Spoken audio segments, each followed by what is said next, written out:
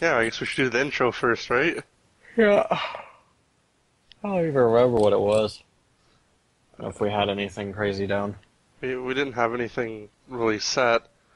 Basically, I just say something along the lines of, "Hi, welcome to the Armchair League. This is episode 2, and I'm your host, Yay. Novasight." And I'm the second guy, AspariOne. So, anyways, the group stages. Now, I gotta tell you right now. In my pick'em, I actually called this. Well, I called Group A. Like, perfectly. I didn't Group make a stage mistake. picks have locked. Knockout stage picks open on Sunday. Knockout stage picks are open.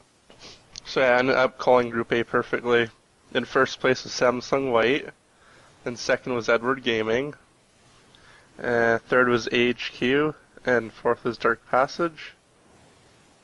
Now, Group B I didn't call perfectly, but that's because I showed bias in Group B, putting TSM first. But I don't know why I put TPA in second. I was like way off the mark there. Yeah. But Seems like there's a little bit of differentiation. But what happened in Group B is Starhorn Royal Club got first, TSM got second, SK Gaming got third, and Taipei Assassins got fourth. So I was pretty much like inverted in all those. Group C I called perfectly though too. Samsung Blue came in first, OMG came in second, Fnatic came in third, and LMQ came in fourth because I just had a feeling that LMQ wasn't gonna make it. They had a strong showing at first, but then they just kind of fell to pieces. Yeah, I screenshot my picks. Seeing as they were being stupid the last time we were trying to throw them up, but in comparison to what I'm seeing here from the My Picks World Pick'em... Oh wait, no, yeah, from the My Picks. Just the selections that you get here, it's kind of close. Samsung White and Samsung Blue are in there. TSM is in there. Cloud9's in there. Starhorn Royal Club, yeah, they're in there too. Edward Gaming I didn't think was going to be in there. That one I had in third. Now White Shield, that one was way off the mark, because I had them in fourth and they're in here. And OMG I had placed in second, so in there. So a fair amount of them I at least got either first or second towards the pick, so not too bad. As far as accuracy goes, I don't think I have them. Yeah, in Group D I was kind of a dope too. I put Alliance in first, but they got third. And I put White Shield in second, but they got first. But Cloud9 got second, and that actually kind of surprised me a bit. I wasn't really expecting them to show up that hard. Yeah, they were doing pretty good. And Kaboom got for fourth. They did win the game. They beat Alliance. Oh well. As far as Group D went, I was from my picks. I was a shot in the dark. I didn't know any of them. But Damn one. it was really good. I'm pretty sure Alliance and Cloud9 both took games off of White Shield, which is really good for them. But Alliance didn't make it through, obviously. Did you do the knockout stage picks? No, I haven't done them. Knockouts. Let's see here. I'm actually gonna set this shit up. Let's see what happens. Okay. It shouldn't have that bug this time. For first stages, I got Samsung White. That goes on beating TSM. Cloud9 beat Samsung Blue. Edward Gaming beats Starhorn. And Najin White Shield beats OMG. Then I got Samsung White's going to beat Cloud9. And Najin's going to beat Edward Gaming. Oh. And final set, I'm going to say that Samsung White's going to take it. Oh, share your picks in the link. That link. Oh yeah, share picks. Here's mine. Oh yeah, they're similar. Somewhat. Oh, I didn't even pick the world champion. No. That's clearly Samsung White. Samsung White, eh? Yeah, I guess we both kind of predicted Samsung White's going to take it. as far as how it goes down the line, our thoughts differentiate. Yeah, for the most part, it looks like set outcome between the both of us, anyway. Yeah, I don't doubt Samsung White's gonna win.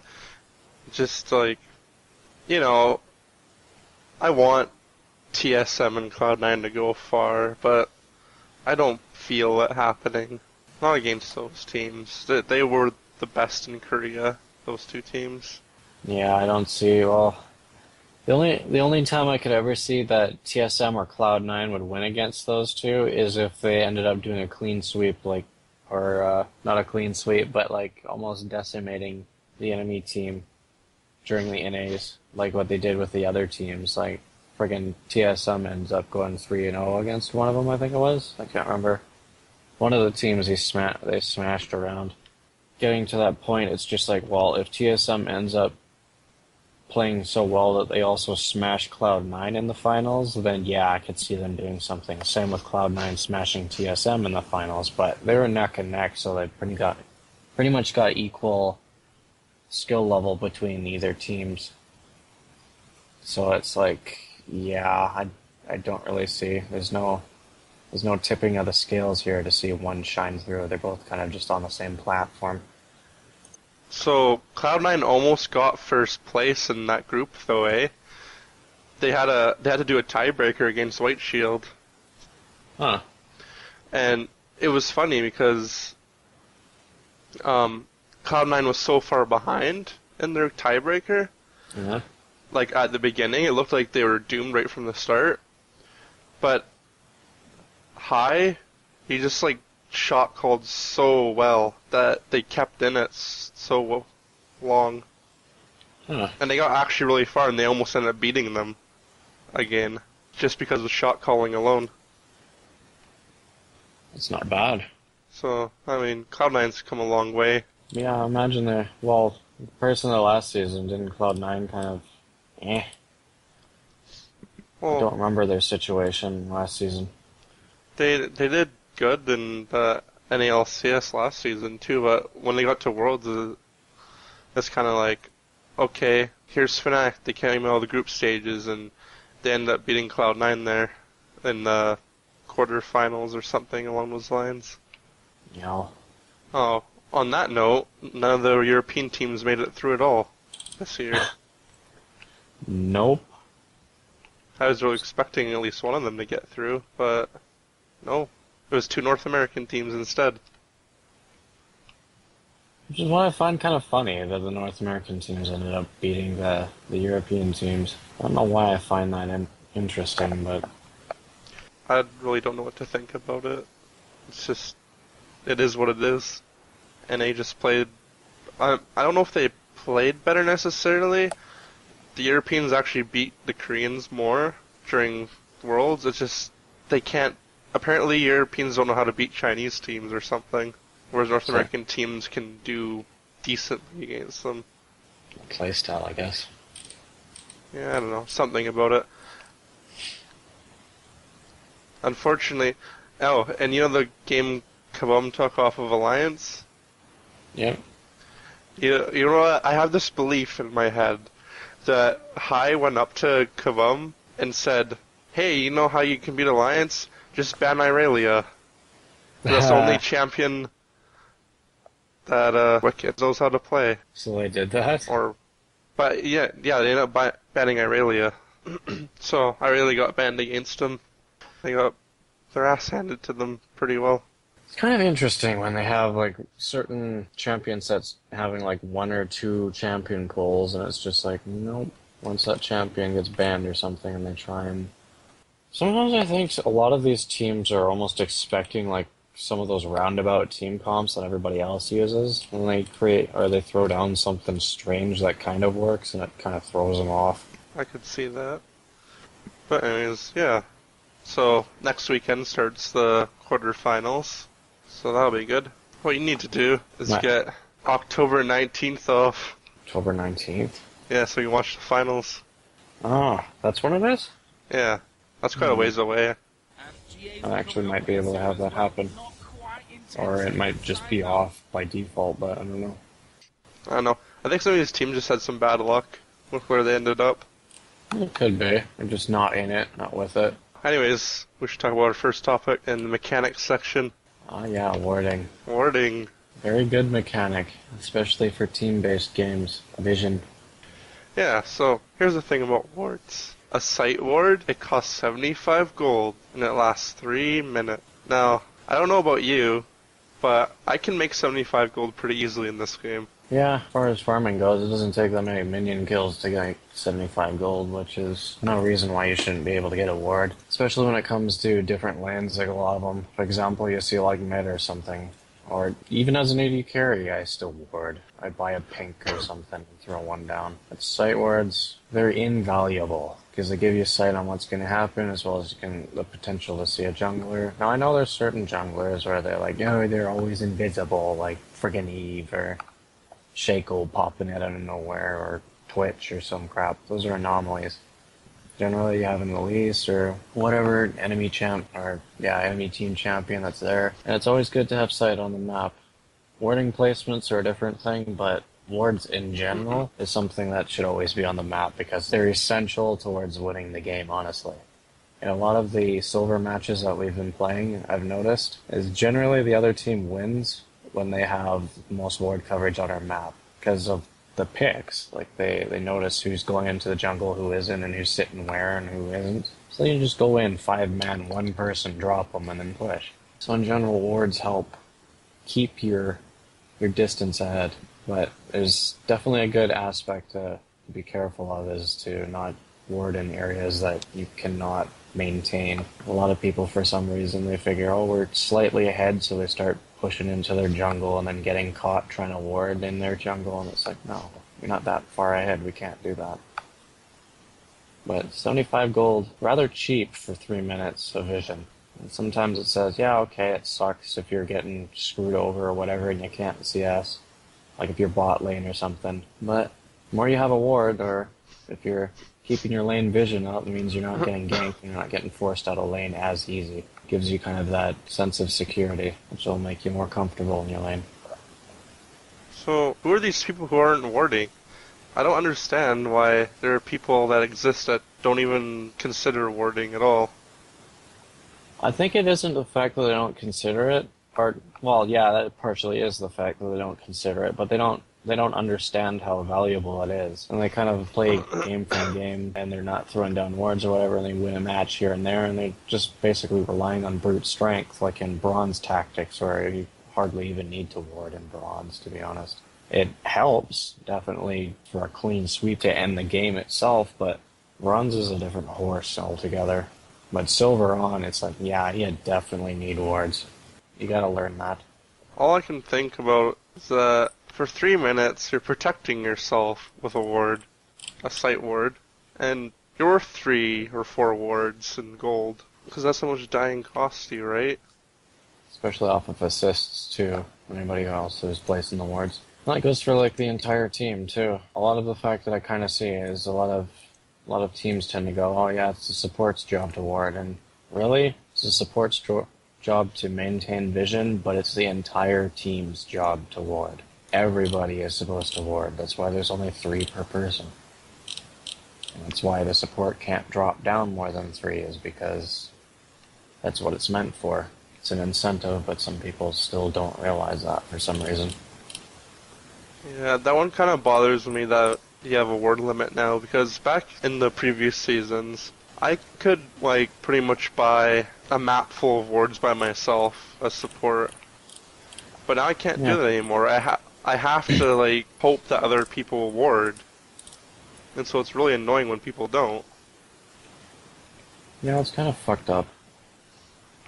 It's just like, when I jungle, and a top laner gets ganked or whatever, and he complains about being ganked or being camped, it's like, dude, you haven't warded for 20 minutes, then they argue with you about it. Yeah, and they figure it's somebody else's job to hold their hand or whatever just because they're doing something they're not. That's back to another point of behavior, but, you know, to understand what goes down, you definitely need vision in order to avoid ganks. The enemy jungler can try and mirror, but it helps if you have a ward or vision down. That way you can actually see it coming for yourself and protect yourself. So if the enemy jungler comes up, you know not to start getting all aggressive and get up in their shit, or else you'll get jumped on, especially if like mid's wandering or something like that. And 3 minutes is actually a fairly decent amount of time considering. On top of that, you also have a trinket that has a ward function that I always get. So I tend to toggle between them. So I drop down my trinket first, wait until that runs out, then I drop down my actual ward, wait till that runs out, then drop down my trinket. So that's a lot of time of vision for just 75. And then on the aspect of a pink ward, that's a different story. Pink wards are nice because they last as long as they're not killed, and they reveal invisible enemies. So a nice strategically placed pink ward gives you nice vision on the map permanently till somebody actually kills it. So that's why I kind of look at it and go, okay, a pink ward can stay down essentially forever. And everybody on your team, all 5 of you, have the limit of 1 pink ward. Why not place 1 down, then entirely forget about it? I mean, it's 100 gold, that's it. Yeah, for 100 gold. And if one person buys 1 each, you can cover some good spots on the map where, oh, I know where their jungler is, and they don't know that the ward's there, but I know where he's going, so now I'm safe. Like, if you do it right, you can be safe long before they even think about ganking you. Yeah, and it's useful. Then they don't actually know what's going on. It's like, okay, they're really safe. I have to go look for these sight wards, but little did they know, they've been walking through this, or past this vision ward several times in the process. It's kind of a funny feeling when you get somebody trying to destroy where a vision ward would be, and you see a sweeper lens go down and nothing's there for them to destroy. Yeah, well, having the sweeper lens is, using it's still worth, even if it's like, oh, okay, there's nothing there. Might as well.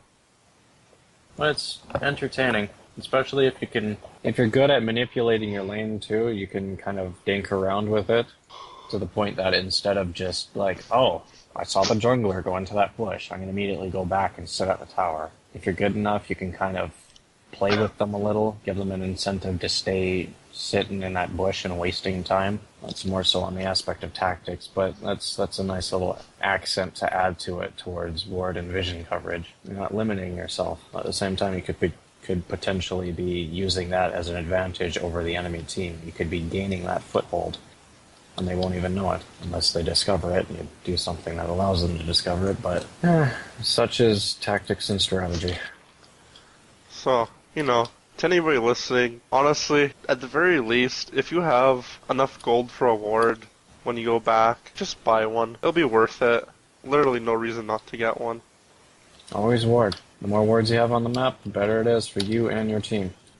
That way you don't have any accidents, nobody gets picked off. Okay, well, I don't know. There's not much to say left about warding. Just buy wards, blah blah blah. So, the next topic is behavior, and it's about competitive drive, or as some people call it, tryharding. Oh yeah. So, what's tryharding to you? That's a good question. Tryharding to me would be... that is kind of a good question. Right off the top, I can't really say exactly what would denote tryharding, because there's a lot of certain things and some other aspects that maybe just due to saltiness, but tryharding tends to be overexertion towards certain things that just don't make sense. Like trying to play as competitively as you would in ranked, but in normals, or flipping your shit out at people for not playing as hardly and as seriously as you are in normals. But that's just my take. Okay, so here's my thing about tryharding. I don't give a shit about it at all. If somebody wants to work their ass off to win the game, that's fine by me. They clearly have some goal in mind. Even if it's normals, maybe they're just practicing so they can hop back into ranked and perform well. If it's ranked, well, you should be trying hard in ranked. You should be trying your damn hardest. Yeah. And if you aren't, well, that's really sad. Why are you there?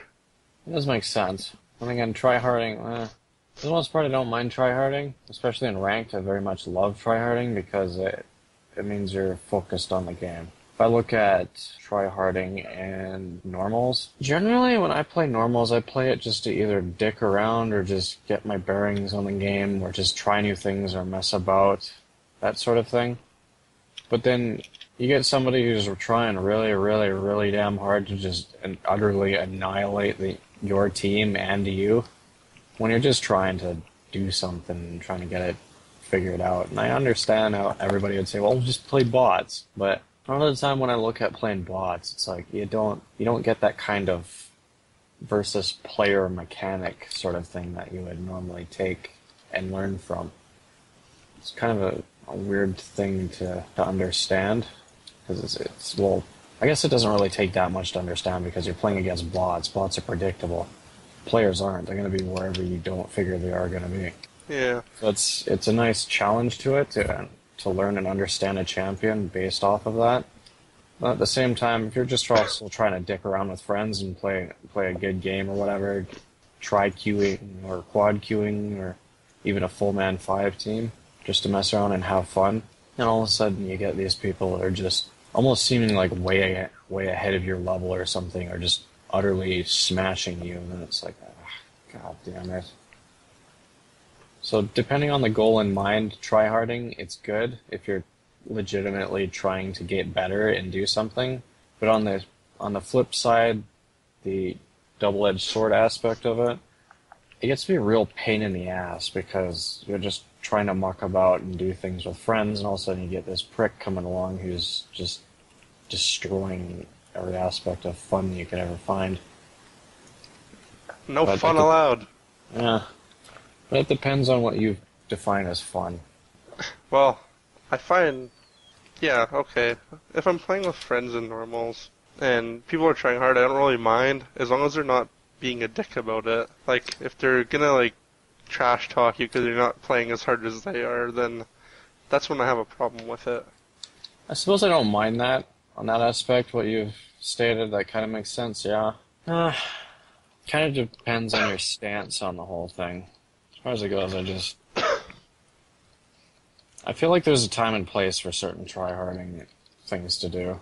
If you're just trying to get better and improve at the game, it's understandable, but at the same time, it's just like, you don't shit talk other people just because you're doing better or whatever.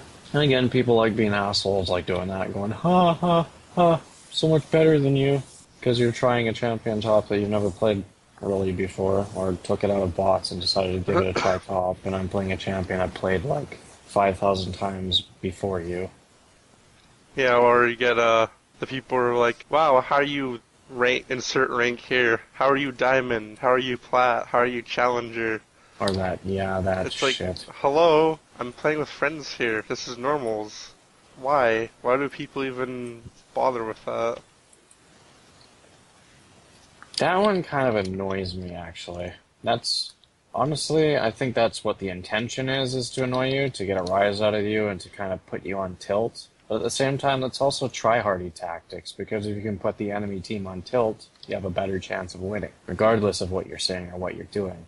But that's just being a dick. That's just asshole tactics in a game mode that's not really meant to be that competitive, I guess. Like, it's competitive, I mean, it's 5v5, but it's not ranked where you're getting really anything out of it. You're just playing 5v5 against other players. So it's more so like a basic game mode, and then some prick comes through and goes, oh, so you play this many games with this champion, eh?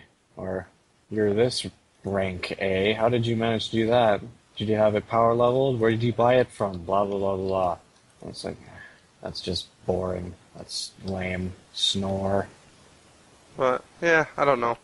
What do you think of your opponents trying hard against you? A lot of people like to bitch and chat about the enemy opponent trying way too hard. That's another one. It depends on what I'm doing. Like, if I'm playing a champion where I'm just trying to practice or whatever, it's good practice to go against somebody who's trying hard, because they're actually giving it a legit chance and you got an understanding of what you're doing. So you're going into it and you're going, okay, I'm going to try and see if I can get better with this champion. And you're already at a certain level. Like, that's how I feel with Caitlyn. I played Caitlyn since Season 2. So if I'm bringing Caitlyn into a game, I'm expecting somebody to at least be decent or better the more games I win. So if I get into a point where somebody's really tryharding in bottom lane, then that gives me an idea of where I stand with Caitlyn, and if I can best that person, that's even better feeling, because that means no matter how hard they're trying, I'm still better than them, which means I've improved. But if I'm playing a champion that I don't know at all, or don't understand that well, or haven't really gotten the mechanics down, or occasionally I just bring it first time into a match, which a lot of people get angry for, but whatever.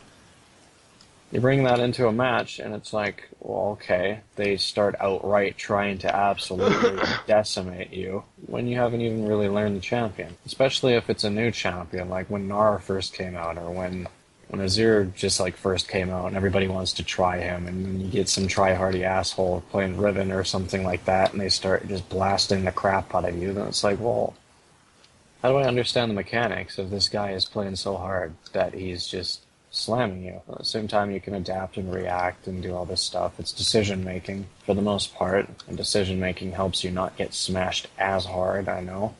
At the same time, it's still a bit of a pain in the ass.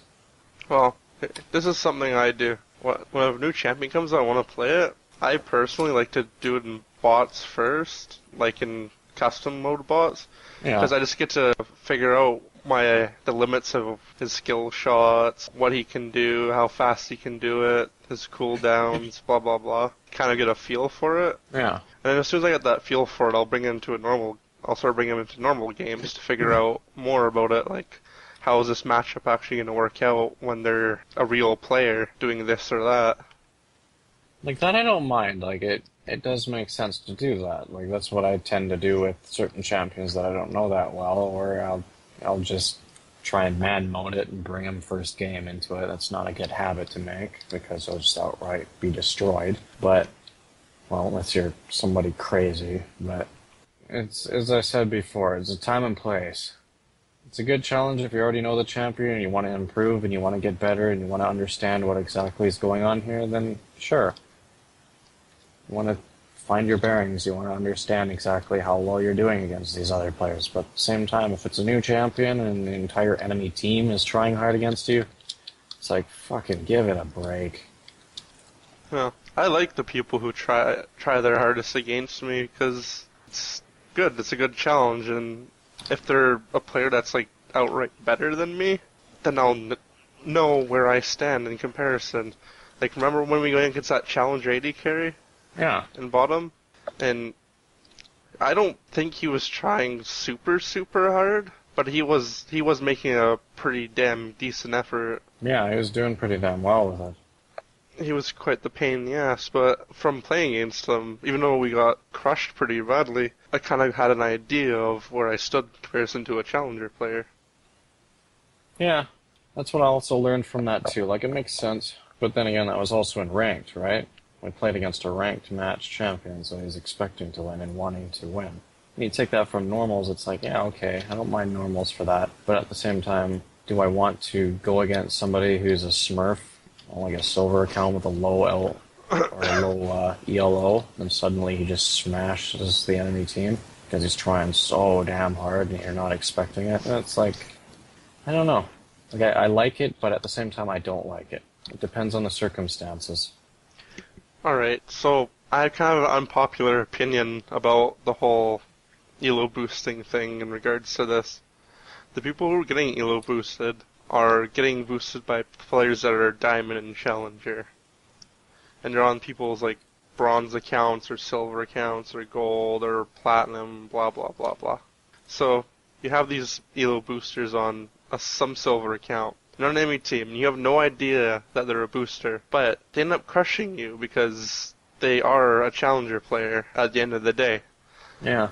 So, how exactly do you react to that? Because it's like, okay, well that happened, but what am I going to do about it? Well, at first when you kind of look at it, it's just like, well, this player outright decimated you. And you're kind of looking at it and you're going, okay, if you're paying attention to what they're doing, like if you're at a certain level where you understand and can identify if this person is ELO boosting or not, or just really lucky, or just have good handling or whatever, or just good teamwork or such, you can kind of tell. Just like that Challenger AD carry, I started picking him right off because I was well, I've been in the ADC lane for 2 seasons, so I could understand that.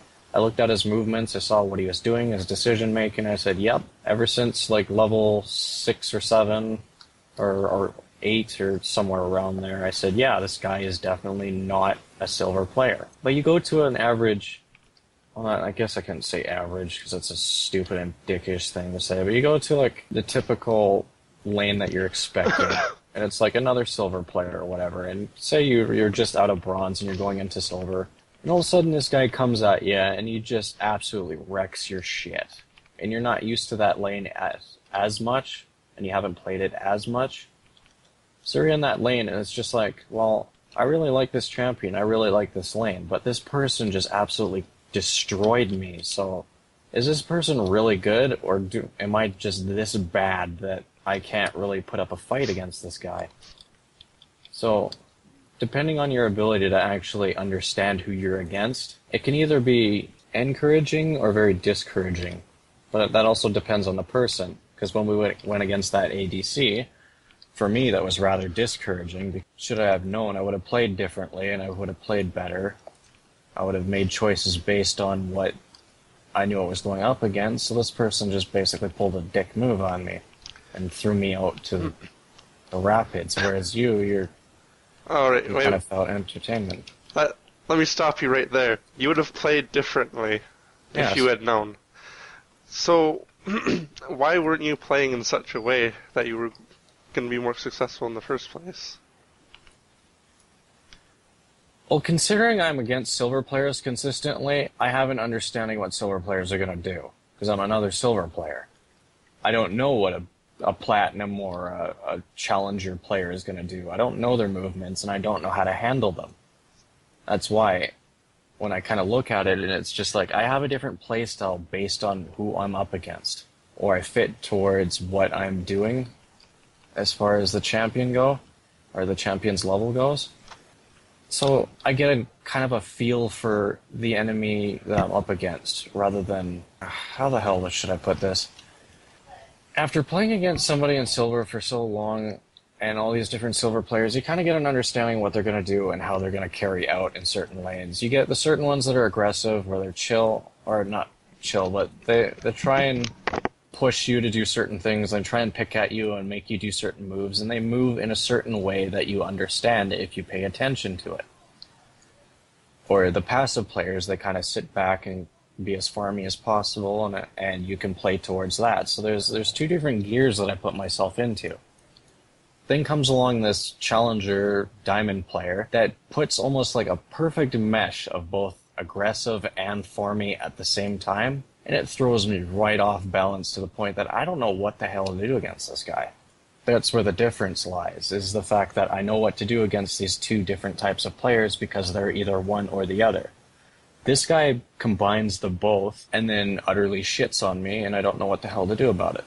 That's why I was playing differently, is because I haven't gotten grips on how to actually play against him. But on the flip side, I guess I could have just kept farming or whatever, or played really, really, really passively had I known that he was better.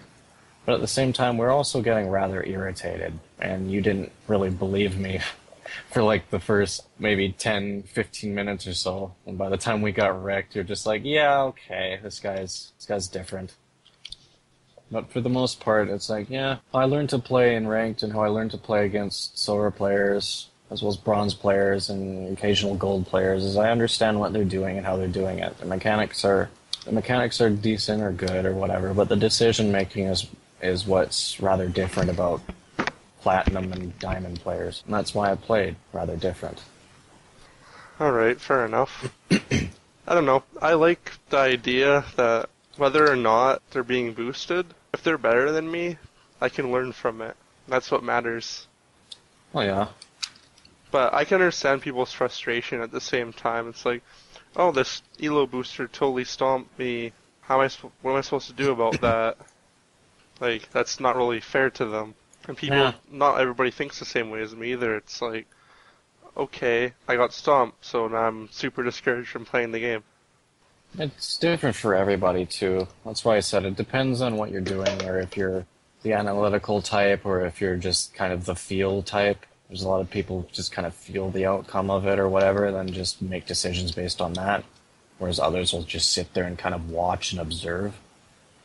And it's based all around decision making on that aspect. So it's like the decisions you make towards a silver player would entirely be different towards the decisions you'd make against a diamond player. And had you known that person was a diamond player, I guarantee your decisions would be a lot different.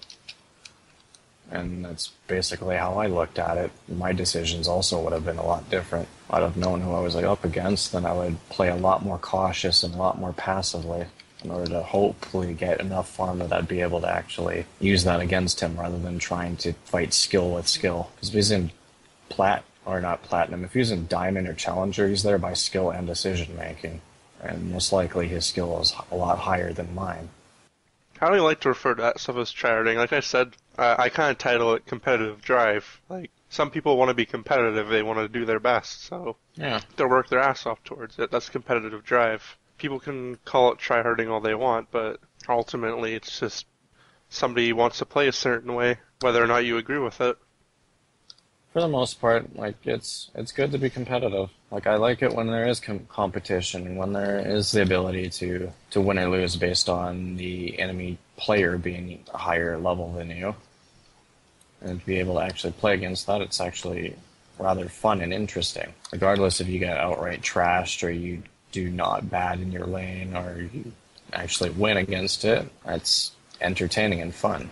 But for me, I don't like going into something where I don't know what I'm up against. It's like really irritating. It's like jumping into a room and then all of a sudden, hey, everybody's here.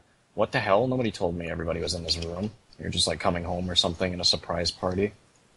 I guess everybody else would be, oh, happy. I'd probably be pissed off. It's like, fuck, why the hell is everybody here? I wasn't expecting this. That's enough of that for now. The next topic is community, and it's about streamers and the streamer phenomenon. So, interesting enough about League of Legends is there's a lot of people like streaming this game. Like, I think there's too many streamers, but it's easy to stream. It's easy to stream, but it's hard to maintain a viewer base. So, I mean, what do you find is an entertaining stream, league-wise? Like, what do you look for when you're wanting to be entertained or you want to watch a stream? If I were to look for a stream, it would be based on two different aspects. One aspect would be personality, which would be like watching Donkey or Sky or whoever, but kind of personality-wise, where it's just entertaining. It's funny to watch them do stuff, or they end up doing entertaining things. Or the other aspect would be skill-wise. It's like I'd find it interesting to watch a challenger player play a certain champion, or just play in general, to watch them what they're doing and how they go about the game. Like, it depends, rather than somebody kind of just sitting there and just playing the game, and it's like, eh.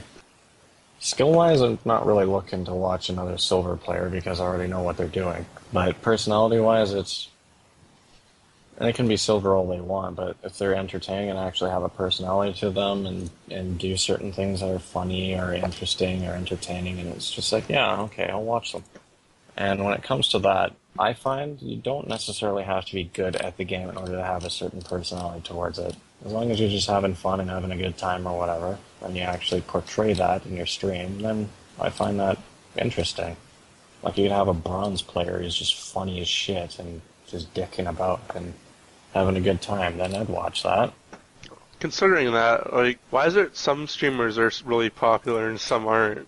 Like in both manners, because there's challenger streamers that only have maybe a handful of viewers, and some of them have tons and tons of viewers. Like, here's a good example. Hi, I'm Ghoster from CLG. He has a pretty damn good viewer base, but the weird thing about him is he doesn't have a face cam, he doesn't speak, he just plays the game. So, where did he get all this popularity?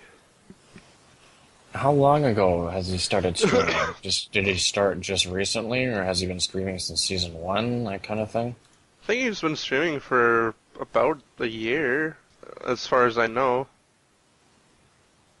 Could be longer, but it's where people started noticing him for the most part. Okay, and does he have a presence at all on YouTube? Here's the next question. What rank is he? Challenger. Okay. So he's been streaming for about a year. Has he been Challenger for that entire year, or has he just recently got into Challenger, or recently got into Diamond, and then into Challenger? I don't know. Like, nobody knows much about them, simply because they don't have any sort of presence aside from them just playing the game. So imagine if he was Diamond to start out with, or if he was high-level Diamond or close to Challenger and he makes it into Challenger, and he's been doing that for about a year, then I guess a lot of people would kind of look at it and go, okay, this guy's been streaming for over a year. It'd be the reason why I'd want to watch a Challenger-level streamer, is because it'd be interesting to watch and see what they do. Right now I'm watching him play as Lucian against this Graves, and he seems to be doing pretty good. For the most part, he seems to be doing a lot of smurfing. So I think that's another aspect of why people would want to watch that, is because to see what he does against these level of players in comparison to what he does in his decision making towards that. So I suppose it would be like, what does this guy do to win against these people? Or what does this guy do to win against people of my level? And they kind of take that and go, oh, okay, this is how he's working and this is what he's doing. At least that's what I would kind of look for. Well, according to the wiki about him, he grew in popularity because of the montages he made of himself, like doing with vein mechanics and all that. That would do it too. Since his vein's pretty comparable to high-level players. But I mean, that alone, there's plenty of high-level players with good vein mechanics that don't have any exposure whatsoever. That are streaming? Yeah. I guess it would base down to... I'd say it would base down to the champion choice. I mean, Vayne is a pretty wild beast to actually be good at, because the mechanics are really taxing. And in order to be good at Vayne, like, it's really hard to be good at Vayne, but it's very easy to suck at her. So a lot of people kind of put Vayne in this regard, and if this guy's got a lot of skill and ability in Vayne, then it's like, well, I guess people want to watch him play Vayne and see what he does, and if he's good at it. If he is, then oh, cool. Maybe I can learn some mechanics from this guy. Like, there's always got to be some sort of little bit here and there as to why. Just to watch him for no apparent reason whatsoever. It doesn't make sense to me. Okay, so there's him. Then, okay, I want you to look at this for a second. These are all the people who are streaming right now. So, explain to me why certain people have a certain amount of viewers. Okay, I'm seeing a trend here. First streamer on the list is XMA Final SBG. That's what his title says here. League of Legends Diamond 4. Let's see a stream. Does he have any comments to his channel? Oh, it's a tournament stream. Yeah. So that makes sense for that one, because it's a tournament stream. So it's got 65,000 views, but under it, Silver Sub Wars Live, or Gold, Silver, Bronze. Okay, I think that's another tournament stream. CLG Hyan Gosu getting D1 Smurf to Challenger. Okay, that's him. He's got 7,000. Lower on the list, Cow Step. That's that's him. There's 3,647 viewers currently, from what I'm seeing here, and it's the dude with the cow hat. He's got his personality. Dig Sion Spartan. Solo queue. Okay, what is he solo queuing? Solo queue from home. Well, Sion Spartan's from Team Dignitas. He's a top laner. So that's team coverage. That's people watching his stream because he's part of a team, so he's proven himself to the fan base that he's capable of getting to that level. Gnosis, a lot of these people, yeah, there seems to be some little bit and piece here and there. And there's the Dingle Derper here too. 1,118 views. Oh well, Dingle Derper's adorable. She has such a. There you go. She has a good personality. She's one of those girl streamers that doesn't piss me off. Pokemane. Some of these streamers, I don't know why they have so many viewers, considering, like, nobody knows who they are or what they do. And some streamers like, what the hell? Yeah, I kind of get where you came from on that one. But for the most part, I think it's, like, you see, for example, like the League of Legends thing, where they go and click it and see, oh, there's these streamers here, and they click it and it's like, okay, there's a bunch of people streaming for League of Legends, and it's going top to bottom for an amount of viewers. You kind of look at that and it's just like, well, why do these people have these many viewers? Well, there's the concepts that I said earlier, personality or skill level. So these people have personalities, whereas the guy with the cow hat, he's got his personality. There's Dingle Derper, who has personality. There's these other people who may have personality, but at the same time they're also diamond level or whatsoever. So people want to look at that and watch their skill and what they're doing and how they're doing it. It's for interest factor, so there's always seems to be some sort of little bit here and there as to why they're that level of streaming and have that many views, is because people want to keep going back to it, either for personality because they find entertainment, or skill, as I said before, because they want to observe and possibly learn from these people. Well, I liked watching some people's streams a lot, but I kind of cut back on it so I could, actually play the game. So just watch other people play the game. Yeah. I like streaming. It's pretty fun to do. Also, it kind of keeps me in check with my behavior issues a little bit better, because I won't be as likely to get mad. I don't mind streaming myself whenever I manage to get around to it or something. In the future, I may be more proactive with my streaming, actually set a good time for myself and all that stuff, actually get a list down for what I'm going to be doing for it. But as far as it goes, off and on, I stream myself. But I find it, actually, to be honest, I find it no different than I would be playing on my own. I don't know why that is. I guess it's not really based on how many viewers I have, I don't think. Because I've had a point where I've had like 12 viewers watching my stream once, and it was just randomly. Yeah. I kind of looked at that and I'm like, okay. I'll tab back into the game and just keep playing. Like, I kind of just shrugged at it. It's like, cool, they're watching me, but am I going to start doing head spins? Like, no. When I first started streaming, like, last year, like, kind of semi-often, I was kind of nervous when people were watching me, because it's like, oh man, they're going to say something if I fuck up. Oh, yeah. But then I kind of got used to it to a point where it's like, okay, well, whether or not I'm being watched, doesn't matter. I'm just trying to play the game here. And, yeah, so I'm trying to get my own streaming schedule rolling. Like, have it regular. So anyways, the thing about streamers is some of them make a lot of fucking money doing this job, too. Oh, yeah. People do it as a job. Well, if you're capable of it, and you actually get the exposure that you need, why not invest in it? So if people turn it into a job and just stream, like, okay, like, for example, CivHD, he's a pretty big streamer when it comes to doing stuff like that, and he's got his YouTube videos every now and then, but he does a lot of streaming, and he makes fair, decent money off of it. In fact, his money's pretty good made off of that. That's where his personality goes. He's got some skill there, too, but majority of his streaming goes towards his personality. And that allows him the ability to make that happen, I suppose. I kind of look at it and it's like, not everybody is capable of doing something right off.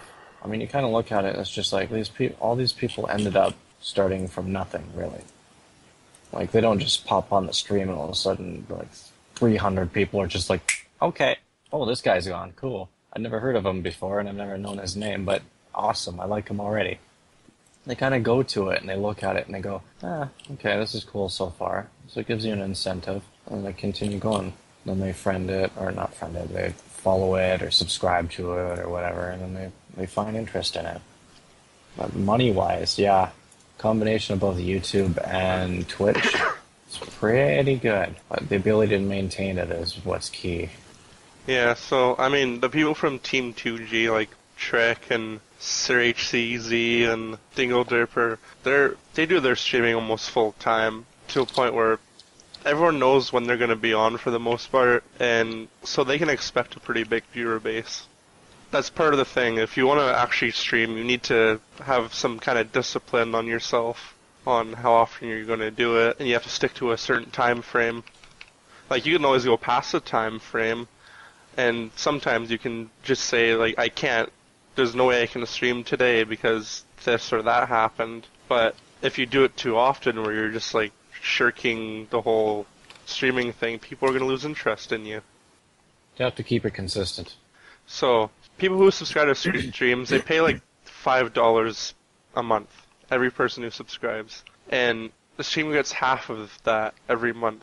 So, if you have 1,000 subscribers, that's that's $2,500 a month to you, and that's $2,500 a month to Twitch. That's insane. That's more than I make. And there are people with 1,000 subscribers. There's people with more than 1,000 subscribers. To make a lot of money. Honestly, if I got popular enough with streaming where I was making $2,000 a month, I'd probably donate part of that to charity. Because, I don't know, it would be kind of like I'm just doing this because I want to. And if you want to donate or subscribe to me, I should, do something with this money. I'm sure I'll use some of it to maintain my lifestyle. If I make a career out of it, sure. But if I'm doing it along the side while I'm working or something, then I'll probably give some of that money away to people who actually need it. Yeah, it makes sense to do that. I mean, it's a good thing to do. Well, rather than being a dork and hoarding it all. You know the YouTuber Critical, right? Yeah. You've seen one of his videos.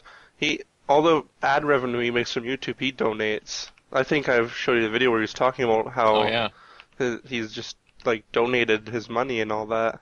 Yeah, everything he's gotten from it, he just immediately. Yeah, so that's pretty awesome. So he basically gives people entertainment, and then he gives the money he makes from it. Which means he's a genuinely good guy, which is good. Yeah, I can appreciate people like that. It's really cool. And I would love to do something like that if I actually became a popular streamer. Yeah, same here. But people who want to stream as like a lifestyle, like that's their job alone. That's fine too. I mean, if they're doing that to pay rent, like for example, Sky is doing streaming regularly, and he uses it to basically pay for certain goals of his. Yeah, and that too. It's like you can't blame him because he's wanting to go somewhere and do something with his life, and it makes sense. So if you look at it and go, that's a stupid motivation, then it's just like, well, that's rather good of him to further something, because wouldn't you like your favorite streamer to actually go and end up doing something? Like, I can imagine not everybody is going to be streaming forever. Like, you're 65 years old sitting there going, hey, this game. It's like, no. Hey, I'll be streaming when I'm 65. What are you talking about? My teeth will be falling out on webcam. God. I don't know. I don't imagine I would be. There's a certain point that it wouldn't be easy to maintain that. Like, for example, if you have kids or you're married or something like that, and all of a sudden a lot of other life stuff ends up getting in the way, then it's like you can't maintain that anymore.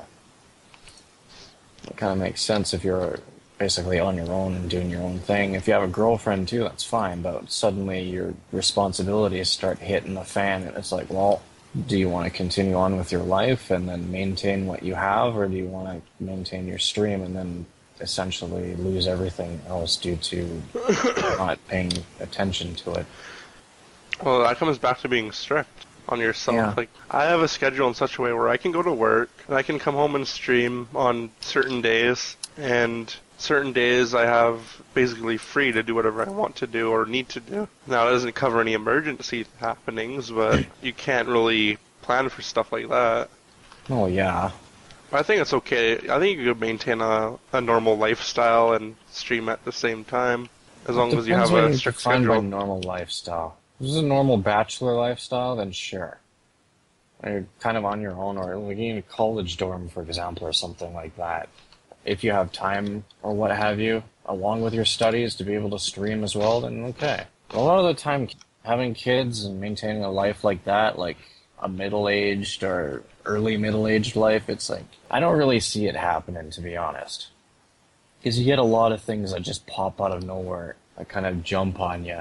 and it's not something you can expect. Like, as you said, those little random emergencies that don't really pop up as much, they don't pop up as much now, because basically you've got your girlfriend or what have you, but you don't have kids, for example, and kids are they're pretty random, I'll give them that. I'll do a lot of weird shit sometimes, and then to, like, streaming all of a sudden, oh, your kid threw up all over the floor, or shocked himself because he did something you weren't able to prevent him from doing because you weren't watching him, or something like that. Because who in the hell in their right mind wouldn't watch their kid? But you kind of understand what I'm saying, is you have certain things that makes it difficult to continue if you have to choose between streaming or doing that, especially with kids on being one of the aspects, because it's difficult to maintain having kids with a stream, considering there's too many random things that can happen with kids. Or they'll randomly jump in on the stream or something like that, kind of muck about with it. You can turn it in as part of the stream, cool. Then they end up going off and doing something. My cat's really part of my stream. Your cat. Yeah. As far as my views go on it, maintaining a lifestyle beyond like a single person or somebody with a girlfriend, or even married but not a limited marriage, or not having like a crazy career already, like if you don't have that much already set up, then I'll go nuts. But if you already have like a bunch of shit already set up and you're looking to stream, I don't really see it happening. I honestly don't. Well, I kind of want to pursue having, like, I want to do stuff having to do with this game for a real legitimate lifestyle, or even make a career out of it. I'd love to do that. And that's why I want to, like, do this whole streaming thing and do this podcast and start making League videos where I teach shit. Because I want to make something of it. I mean, obviously it's not for everyone. Not everyone wants to do that. Some people just want to stream casually, that's fine. Yeah. And some people want to stream career-wise, and that's cool. But, like, it all starts of how much you want to be disciplined on yourself.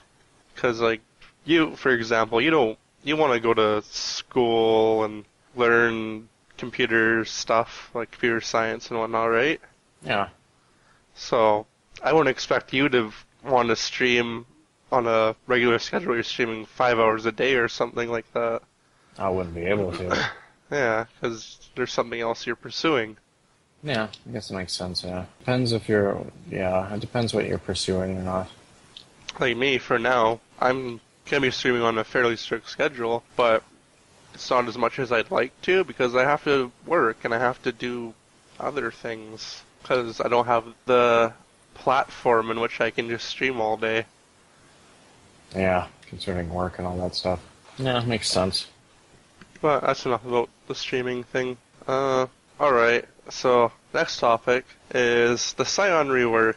Do you remember Sion? Do you remember what he does? Yep. Do you actually know what he used to do though? Wait, what? Exactly. Like he's getting a rework, but did he get reworked twice or? No. He's getting a rework, but I'm just referring it to as though the rework's already happened, even though it hasn't. Oh, yeah, I still remember what he did. So, his kit was kind of, it was really all over the place. I guess you could call him really tanky, like a typical tanky champion. But he had nothing to him where you couldn't just walk away from him. Also, he was really easy to kite. He was really easy to just crowd control. He was really easy to deal with in most aspects. And he really had no place in the meta, even back in Season 2, Season 1. Like, he was pretty mediocre. So anyways, here's the rework for him. Oh yeah, I saw this stuff. So yeah, his passive is pretty interesting. Okay, for reference, do you know what his old passive was? I actually don't remember his old passive. Alright. Of all the things in his kit, I don't remember his passive. Alright, fair enough. So, Sion's old passive was called Feel No Pain. He had a 40% chance to ignore up to a set amount of damage each time he was attacked. So this random ass shield that he got, where it's like, okay, I got hit for 100 damage. Now, there's a 40% chance I only got hit for 60 damage, or something along those lines, instead of 100 damage, because I blocked a portion of it. So, that passive is really kind of meh. It's not memorable. It doesn't really mean anything. So, Yeah. his new passive, in which there's a theme happening with this Sion. So, he's like this Noxian warrior that got revived, and he's pretty much like a zombie warrior. So, his new passive fits pretty well. So, basically when he dies, he comes back in this berserk mode, where he has a full life bar, and he has extra attack damage, attack speed, and life steal, and an ability where he just kinda, it gives him a speed boost, I guess, yeah. And then once his health drains out, he dies for good. Yeah, it kind of reminds me of Aatrox. It kind of reminds me of him as far as his passive goes, because there's a little bit of a delay before it triggers, and it kind of does this little animation, and all of a sudden, he's up in the fight. But instead of just regenerating his health, and so he can just immediately get away, this guy's specifically dead. So there's like an auto attack, a skill-based fighter version of Karthus, where he isn't stationary, he's actually able to move around and just kick the shit out of everybody. So, there's a lot of what I call afterlife passives in the game. You got Karthus, who, like you said, remains stationary, and he can do his skills and within wherever he's sitting, basically. And he lasts for a few seconds and goes down. There's Zyra, where when she dies, she turns into a vine that launches a thorn. So you get to throw one thorn and then she goes down, or you can just hold on to it and she goes down anyways. There's Kog'Maw, who turns into Runny Exploding Man. Yeah. He basically just jihads after he gets killed. Pretty much. There's Yorick, who can pretty much ult anyone on his team. When they die, they come back up temporarily. But it's on a timer as well. It's not based on their health or anything. Well, if they get killed in that form, then yeah. But it is timed. The way they have Sion worked out is basically, as long as he's hitting somebody and life-stealing, he can be up for quite a long time, even after being dead. And that's actually pretty ridiculous, that passive. Yeah.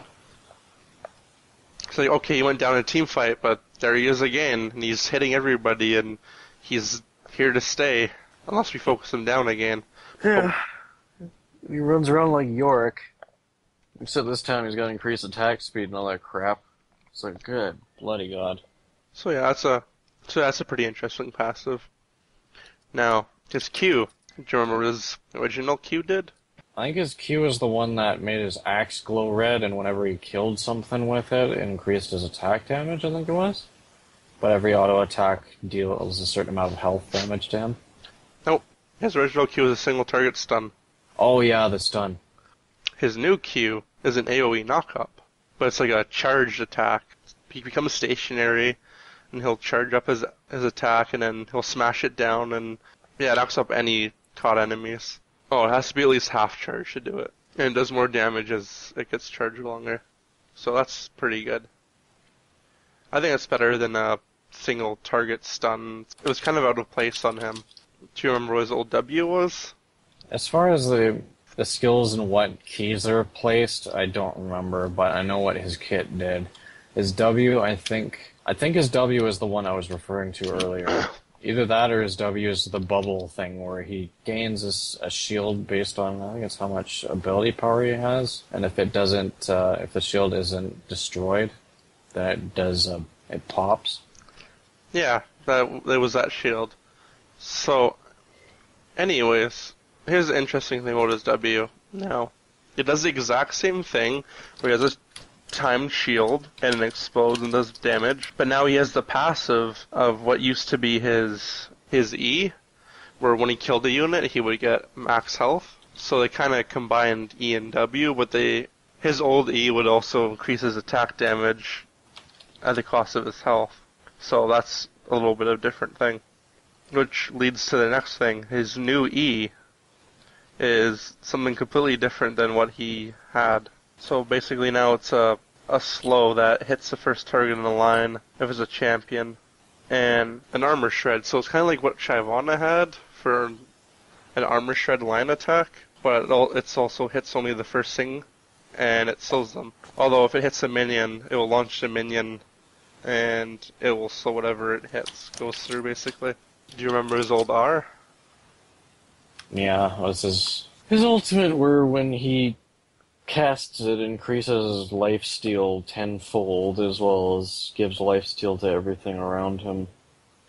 Yeah, so it was basically just like a last-ditch effort. I'm gonna press R and smack them as much as I can and see if I can lifesteal my ass back to safety. So that was completely and utterly changed with his new R, where he charges. You can run like halfway across the map with this new ult. He's just this big ball of anger running across the map. And you can give him, it has some amount of control, but it's not like I can maneuver him through the jungle perfectly or anything. It's like I have to run somewhat in a certain direction. And then the first thing he hits, he can do AoE damage to enemies near him. If he hits a champion, he can knock them up. If he hits a wall, he'll stun himself, which is kind of harsh, but it'll still do AoE damage around him. Yeah, I imagine that skill will be used a lot in order to get away, too. If he runs into lane or something and he starts whacking things, he'll pop it like Yee's ult and just sit back. No, what do you think of his new kit? Do you think it will do anything for him? I imagine he'll be a pain in the ass, but at least for a while. If people start understanding what he does and how to deal with them, he might end up being one of those weird champions like Tryndamere. I don't know. Honestly, I don't think it will do all that much for him. Like, I don't think it will make him competitively viable. No. I think just from his kit, I don't think so. He is gonna be kind of a menace. He might accomplish some things, but I don't think it's gonna be like these changes will be like a magical thing that makes him the best top laner or whatever in the game suddenly. Sion was a weird champ too, but because you could take him to mid lane because he has AP scaling, or you could take him to top because he can be tanky, or in my case you can jungle him because Lumberjack Sion's awesome. I don't know, it was never really that effective. His old kit didn't really, well... Okay, his old kit, as far as it went, at the time it was useful and made sense when he was first out and all that crap, but then several champions down the line that get created, and then the patches, the nerfs, the buffs, the switches of things, and then the inevitable rework of the jungle, he became just really nothing. He's one of those weird champions and somebody brings in that's rather random and niche, but it's like, how effective and useful is it? Not very. I don't think it's going to really help him that much to rework, but it'll be nice for people. I'm sure we'll see him a little bit, at least for a while, and then he might just disappear into obscurity again. Or maybe there's something about it that we don't really know that might make him really good and played a lot, or a must ban. It could be. I personally don't think he'll be a must ban. I think at least for the little while he's going to be permabanned. Especially if the certain ones get a hold of him and figure out what the hell he does and how to work with him. He's probably going to be a menace for a little while. Just like when Braum first came out, I've got that feeling about him. But after that, it'll be like, you'll understand what he does and how to deal with him. I think after that, it won't be much. Hey, don't compare him to Braum. Braum is still a menace. Braum's an asshole, but when he first came out, he wasn't that much of a menace. Or no, he was a fucking menace. He was bullshit. But now he isn't as bad as he was. Yeah, he's been nerfed a few times. What do you think of his model changes or his spell animation changes? I honestly don't mind it. Like it makes them kind of fit. Like I understand what they're doing with it, where they're trying to make them fit the new map setup. So it kind of makes sense of what they're doing. And I suppose when they're trying to set them up towards that, yeah, it fits. Currently, with the map and everything as is, I don't mind it. Like I don't really have much of an opinion on it. The only thing I'm waiting for is to see how all these skills and abilities and all that shit plans out when it actually hits the full version of the map and everything is cool. But yeah, so far I don't really have an opinion on that one. I don't know. He kind of looks like an undead Shrek to me. Yeah. It's like Shrek 5. Shrek gets revived from the dead. Well, as far as the rework goes, I'm interested in him, but at the same time, I'm not going to hold my breath. Yeah, I'm sure I'll give him a try, but I don't think he'll be too spectacular. I don't know, the way I see reworks is lots of reworks are kind of mediocre. Like, I haven't tried Soraka's rework yet, but she still isn't getting played that much, so I assume it's not super great. I did play against the Soraka earlier today, and her star call is awful, because it's the AoE now. Yeah. And you can sidestep it so easily. All you have to do is just walk just slightly forward and it'll miss you, or just walk to the side and it'll miss you. As a harass, I don't imagine it will be very effective now. Team fight wise, I think it might be alright. It's too slow. It's too slow for, harass. Too easy to dodge. That ass, too easy to dodge. So I don't know. That's all there is about the Sion rework. So the last thing is our meta topic, which is this top lane Triphecta. So for the past, I used to like top lane. Like last season, I mained top lane. But this season, it became this really weird thing where at the beginning, there's only 3 champions that worked well meta-wise, and that was Shyvana, Renekton, and Mundo. That's so boring. The same 3 champs? Yeah. But after a while, it kind of became this thing where one champion would get nerfed, and so another champion would come into the Triphecta, and then another champion would get nerfed, and then another champion would join. But it's always like the same few champs that fit in top lane. Yeah, it seems like it'd go in a circle. This champion counters this champion, that champion counters that champion, then that champion counters that champion. So it goes into a circle. One's good against the other, but the other one's good against that one. So it's like, overall, they're capable of being used rather effectively. Yeah, well, the big thing about top lane is everybody wanted tanky champs up there. So what better than to have Shyvana, Mundo, and Renekton? Mm-hmm. But then people started introducing other champions in over time, throughout the season. Like they started bringing out Jax to counter as a counter, and then Jax got nerfed. And then they found out, well, Lulu was good in mid, and then she got nerfed in such a way that she's more suited to go top. Now at this point in the season, top lane's become this: Mundo, Maokai, and Alistar. And you occasionally see maybe Irelia or Lulu. But ultimately, the top lane did not get that much more exciting. So, what happened since Season 3 that brought about this whole really boring top lane business? I don't know. As far as it goes, it kind of just popped up under the radar for me, and I don't even fucking understand why. No, I understand why, but not in the sense of where it originated from. Well, I think it mostly came from the item changes, because they made Spirit Visage really, really good for tanking and sustaining. I guess that makes sense, yeah. Items definitely play a big role in that. Yeah, so now we have this whole thing where it's like, okay, I'm gonna buy Sunfire Cape, I'm gonna buy Spirit Visage, and that's it. That's my entire build. New and exciting. Yeah, and it applies to champions like Renekton and Mundo, where they have all this natural health regen as well, or lifesteal, or what have you.